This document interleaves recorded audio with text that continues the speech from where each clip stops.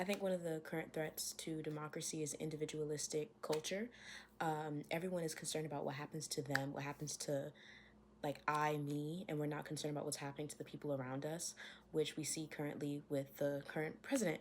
A lot of people are shocked that now their food stamps are being taken away, and they're like, oh, I thought that only happened to other people, not to me.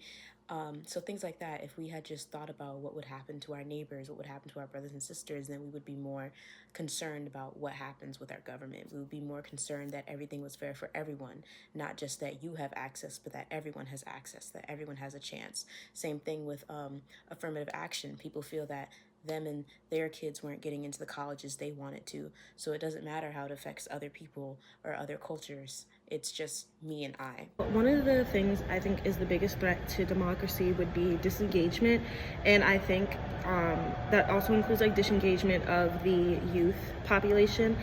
I see a lot of youth that feel like they don't know enough about the different political states and democracy as is, so they kind of just either don't really have any feelings towards it and they don't really want to be a part of it or see what's really going on, or they feel like they're not educated enough on the topic to really try to speak up on it, or feel like they need to learn more to speak up about it. I also feel like social media and technology is kind of a big threat right now, because there is a lot of fake news that can go around, and for those who aren't really educated on the differences in like democracy and in the political state of different things, I feel like it's easy to influence different people about different things, which is a little bit of a threat, because if it's fake, then some people really just don't know the difference between what's real and what's fake, especially if they don't really know what's happening in the political field or in democracy. So I think that really can like damage everything that we have going on. A lot of schools give you the opportunity and the foundation to promote democracy.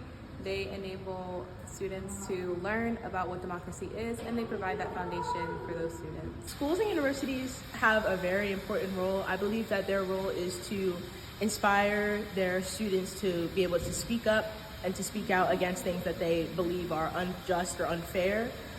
Universities and schools should try their best to push students into being into different leadership positions so that they can better learn how to do that and what skills they may or may not need to survive in those positions. And something that gives me hope for democracy in the future is just being a Black woman, understanding that like my people have already been through a lot of things and we survived that, and so we're just going to keep on surviving no matter what happens, and we're just like, resiliency is in our blood, and so I think that's something that gives me hope very often.